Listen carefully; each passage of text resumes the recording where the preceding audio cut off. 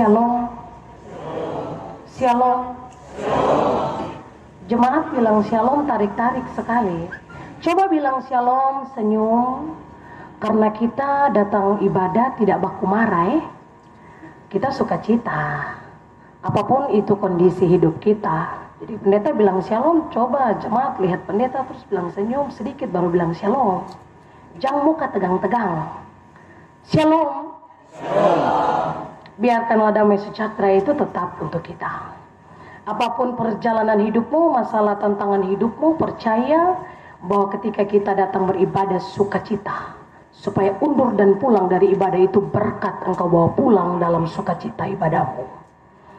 Itu yang harus kita perhatikan ketika kita beribadah. Jemaat yang Tuhan Yesus Kristus kasihi, saya memberikan tema berdasarkan rancangan khotbah yang memang diberikan kepada kita sekalian dalam ibadah di minggu pagi hari ini.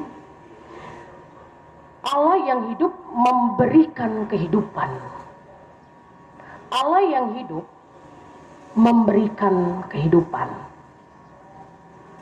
Bagian yang tadi saya dengan jemaat membaca secara berbalas-balasan itu adalah bagian nubuatan dari Yehezkiel.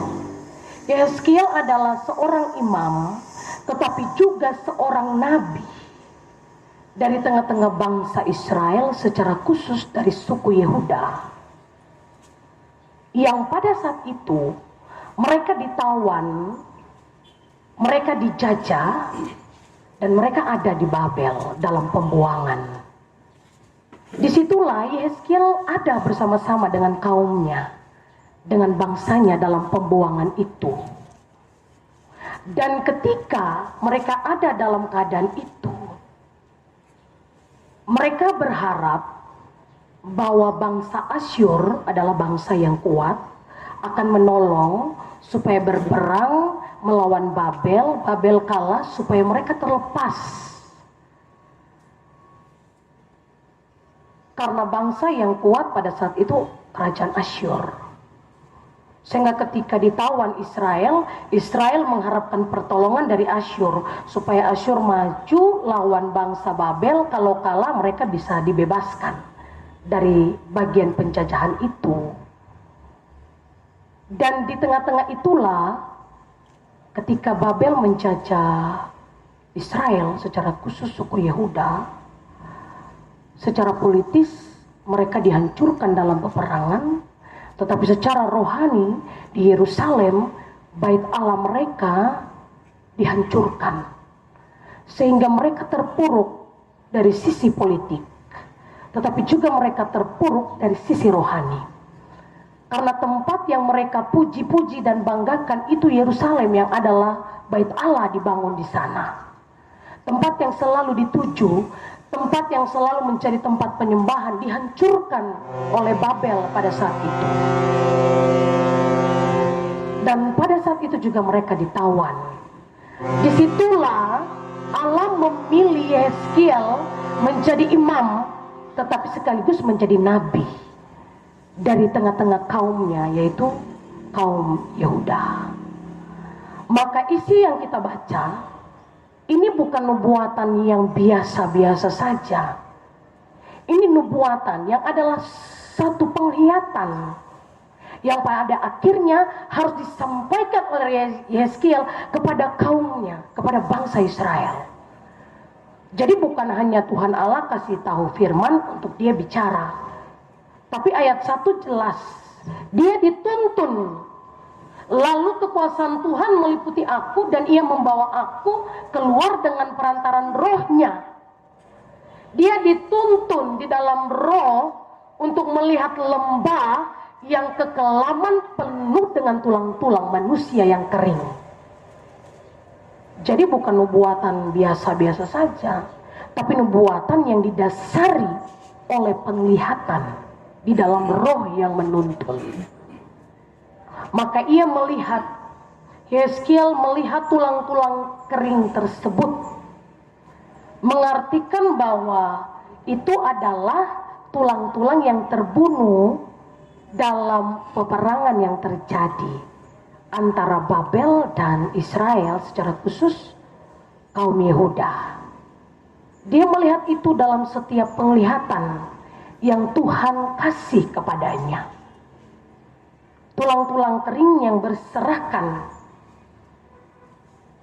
tulang-tulang kering yang tidak ada kehidupan. Dan hal yang menarik, lalu firman Tuhan kepadanya, hai anak manusia, dapatkah tulang-tulang ini dihidupkan kembali?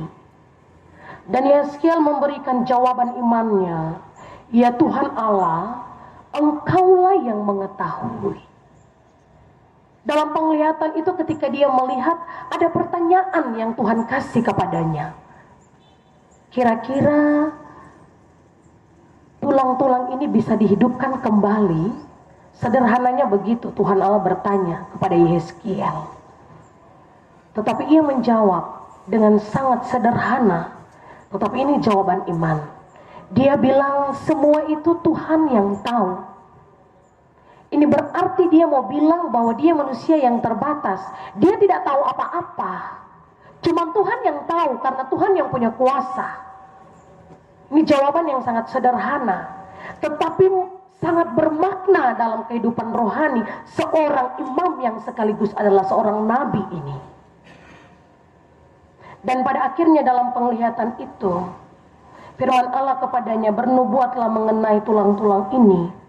Dan katakanlah kepadanya, hai tulang-tulang yang kering, dengarlah firman Tuhan. Beginilah firman Tuhan Allah kepadamu. Tulang-tulang ini akan memberi nafas hidup di dalamnya, supaya kamu hidup kembali. Jadi tulang-tulang yang Yeskiel lihat dalam penglihatan ini adalah tulang-tulang manusia dari peperangan itu. Dari kekalahannya bangsa Israel waktu berperang melawan Babel dan akhirnya mereka ditawan. Dan ini penglihatan dalam nubuatan Yeskiel. Sebenarnya tulang-tulang yang kering ini menggambarkan bagaimana keringnya kehidupan orang Israel. Tulang-tulang ini adalah wujud dari ketidakberdayaan bangsa Israel. Tulang-tulang ini adalah gambaran dari hancurnya kehidupan mereka ketika dijajah. Tulang-tulang ini adalah gambaran mereka hilang harapan ketika dijajah dan ditawan di Babel. Tulang-tulang ini menggambarkan bahwa mereka sebenarnya manusia yang tidak punya kuasa untuk membebaskan diri dari apa yang mereka rasakan ketika ditawan di Babel. Itu gambaran dari tulang-tulang yang kering itu. Maka kita pun belajar dari tulang-tulang yang kering ini. Dengan tema bahwa Allah yang hidup memberikan kehidupan. Itu juga menggambarkan kehidupan pendeta dan jemaat. Kita akan kering dalam hidup ini kalau tidak ada Tuhan. Kita akan hilang kekuatan kalau bukan Tuhan yang menuntun. Kita akan hancur tidak berdaya kalau tidak ada Tuhan dalam hidup ini. Kita tidak akan melakukan apapun dalam hidup ini kalau bukan Tuhan yang menyertai. Itulah gambaran kehidupan kita. Kita pun sering ditawan. Walaupun kita tidak dijajah seperti Babel menjajah Israel. Tapi kita suka ditawan dalam sakit penyakit. Kita suka ditawan dalam duka cita. Kita suka ditawan dalam kesusahan hidup. Kita suka ditawan dalam setiap hal yang kita temukan dalam hal ini yang menyakitkan. Kita suka ditawan dalam setiap masalah di tengah-tengah keluarga. Yang datang dari suami, masalah itu datang dari istri, masalah itu datang dari saudara, masalah itu datang dari anak-anak yang sering membuat kita hilang harapan. Kita suka ditawan dengan ketidakberdayaan kita dalam setiap masalah di lingkungan, masalah pelayanan, masalah pekerjaan, masalah pencaharian, masalah apapun. Masalah dalam keluarga, masalah dengan orang lain, kita suka ditawan dalam masalah-masalah hidup. Dan masalah itu membuat kita kering. Masalah itu membuat iman kita kering dan rapuh. Seperti tulang-tulang yang berserakan yang Yehezkel melihat dalam penglihatannya. Tetapi kita akan menjadi orang-orang yang hidup seperti pada akhirnya tulang-tulang ini dia hidup kembali karena ada nafas yang Tuhan kasih. Cuman satu kuncinya. Di sini Allah bilang, bernubuatlah mengenai tulang-tulang ini dan katakanlah kepadanya, hai tulang-tulang yang kering, dengarlah firman Tuhan. Satu saja, tulang-tulang itu tidak akan menjadi kering dan hidup kembali ketika firman Allah itu didengar. Itu saja. Ketika engkau ditawan dan dijajah dalam setiap dilema hidupmu, masalah hidupmu, pergumulan dan tantangan hidupmu yang membuat tulang-tulangmu kering, yang membuat engkau rapuh, yang membuat imanmu hilang harapan, cuma satu saja yang bisa mengembalikan semuanya itu ketika firman Tuhan kau dengar. Hidupmu akan kembali. Karena firman itu menjadi nafas kehidupan. Firman itu menjadi jawaban yang pasti. Menjalani hidup ini banyak hal yang kita temui dalam hidup ini tidak pasti. Tapi firman itu pasti, Bapak Ibu jemaat. Hari ini bisa hujan, lewat 5 jam ke depan pendeta tidak tahu. Mungkin bisa panas. Hari ini lautan teduh, 2 hari ke depan bisa ada gelombang yang naik, bisa ada tsunami, bisa ada apa, kita tidak tahu. Hari ini saya bisa makan nasi dengan ikan, besok mungkin saya bisa makan sagu kering, besok mungkin saya bisa makan saja super mie, saya tidak tahu. Hidup saya dengan Bapak Ibu jemaat adalah hidup yang kita jalani dalam ketidakpastian dalam dunia ini. Dalam dunia ini semua hal tidak pasti. Yang pasti hanya firman Tuhan. Pasti menguatkan, pasti menjawab pergumulanmu, pasti menolong engkau untuk menguatkan kakimu melangkah dalam ketidakpastian itu. Suami juga bisa berubah, bisa tidak pasti. Bilang, mama besok itu ketong pergi belanja ya. Tapi besoknya pas mama bilang, ketong pergi belanja, mama bilang, aduh sabar dulu, saya ada pekerjaan ini jadi. Kemarin katanya hari ini belanja baru, tidak jadi kah? Nah ini tidak pasti kan? Istri juga bisa tidak pasti. Bapak besok itu kita makan papeda dan ikan. Tapi karena hujan mama terapi beli sagu dengan ikan, mama goreng telur. Bapak lihat meja makan, mama kok bilang katanya papeda dan ikan, masa buka kemarin ini telur goreng. Ini ketidakpastian. Anak berjanji bahwa akan setia kepada orang tua dalam pendidikannya, tapi tahu pada akhirnya ia tidak berhasil karena putus di tengah jalan, karena pergaulan, karena harus hamil dan lain sebagainya. Ini ketidakpastian dalam hidup. Tapi yang pasti, firman itu pasti. Firman Tuhan itu pasti. Itu jawaban satu-satunya yang kekal dan pasti. Tuhan bilang jangan takut, percaya kalau saya sertai kamu sampai pada akhir zaman. Dan penyertaan itu pasti. Jangan takut, saya pergi, ini dia akan tempat bagimu, tapi saya akan memberikan penolong yang lain. Roh Kudus itu pasti, karena itu firman-Nya. Jadi, kalau menjalani hidup ini jangan takut. Karena Tuhan yang hidup menghidupkan kita. Kita bisa hidup bukan soal engkau punya jabatan. Kita bisa hidup bukan soal engkau punya pekerjaan yang memberikanmu gaji, menafkahi kehidupan keluarga rumah tanggamu. Engkau bisa berumur panjang bukan soal 4 sehat 5 sempurna yang kau makan. Engkau bisa hidup karena Tuhan Allah menghidupkanmu. Titik. Biar uang, biar punya jabatan. Tapi kalau hari ini mati. Jabatan bukan jaminan. Hari ini biar kau kerja rajin lagi supaya terima gajimu besar. Tapi kalau nafas hidupmu Tuhan cabut, kau mau apa dengan gaji besar itu? Kau bisa beli kop nyawa kembali? Tidak ada. Banyak orang Kristen jaga pola makan, toh mati juga mau.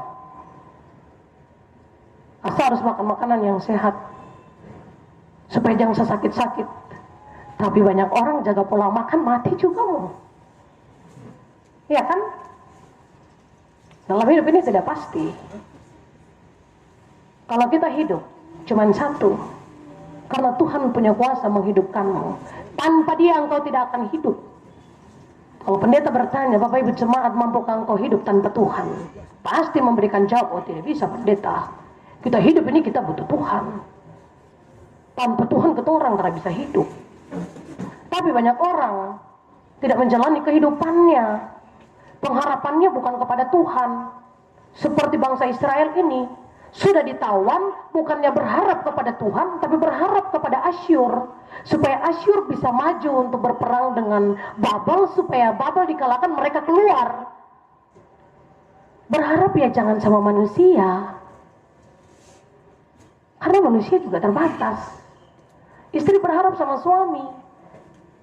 Tapi kalau suamimu tiba-tiba Tuhan panggil pulang, bagaimana? Suami berharap sama istri, tapi kalau tiba-tiba Tuhan panggil pulang istrimu, bagaimana? Engkau mampu menjalani hidupmu tanpa suami dan istrimu asalkan Tuhan menyertai, kau akan hidup. Banyak ibu-ibu janda yang hidup sampai hari ini. Banyak bapak-bapak duda yang hidup sampai hari ini, walaupun kehilangan pasangannya. Kenapa yang jamin mereka Tuhan Allah, bukan suami istrinya? Karena Tuhan hidup, maka Ia menghidupkan kita, titik. Itu saja. Bukan soal yang lain. Bukan karena kita menggantungkan harapan kita pada pekerjaan yang kita punya hari ini, pada keluarga besar yang kita punya hari ini. Bukan, mereka terbatas. Contoh, kalau kita orang sakit, keluarga datang sesuai jam jenguk di rumah sakit, setelah itu pulang kan. Ketika kita mati pun sama. Ketika mayat ada di rumah, keluarga datang. Begitu dikuburkan, malam 3 selesai, keluarga juga pulang. Itu keterbatasan. Dan telah tinggal sama kita orang untuk menjalani hidup itu ke depannya. Yang tinggal itu Tuhan. Jadi ketika hidup susah, jangan takut. Ketika engkau tidak punya apa-apa, jangan takut. Ketika engkau makan nasi kosong pun Tuhan menyertai. Ketika engkau sakit pun Tuhan menyertai. Ketika engkau tidak punya apa-apa, hidupmu seperti tulang yang kering, Tuhan menyertai. Bukan orang yang makan enak saja yang dapat penyertaan Tuhan. Bukan orang yang punya segala sesuatu yang disertai Tuhan. Tidak. Orang berdosa, orang tidak berdosa menerima matahari yang sama. Orang yang rajin beribadah dan tidak rajin beribadah menerima berkat yang sama. Kenapa? Karena kehidupan kita ada di dalam tangan Tuhan. Itu komitmen. Itu dasar perjalanan kehidupan kita. Kita hidup bukan karena apa-apa, karena Tuhan menghidupkan saya. Jadi biar hidup, masalah datang silih berganti, jangan takut menghadapi itu. Ketika masalahmu menawar engkau, jangan takut. Ketika engkau menderita, jangan takut. Tuhan ada di balik penderitaanmu. Tuhan ada di balik kebahagiaanmu. Tuhan ada di balik keterpurukanmu. Tuhan ada di balik ketidakperdayaanmu. Untuk itu, satu jawabannya, pegang firman Tuhan dalam hidup ini. Dan jangan melepaskan firman Tuhan. Karena firman Tuhan itu janji yang memberikan kehidupan dan jawaban yang pasti bagi saya dan jemaat. Amin.